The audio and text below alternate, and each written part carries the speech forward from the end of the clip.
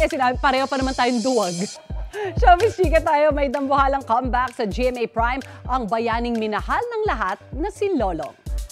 Nagbabalik si Kapuso action drama Prince Ruru Madrid bilang si Lolong, ang kaibigan ng higanteng buwaya na si Dakila. Makakasama ni Ruru ang ilan sa OG cast members na sina Alma Concepcion, Rochelle Pangilinan, Paul Salas, pati na sina Jean Garcia. Ayan si Rochelle. At UH barkada natin si Shaira Diaz kasama din po dyan. You know! Mapapanood din sa ikalawang yugto ng Lolong sina Leo Martinez, Nikki Valdez, at Nico Natividad.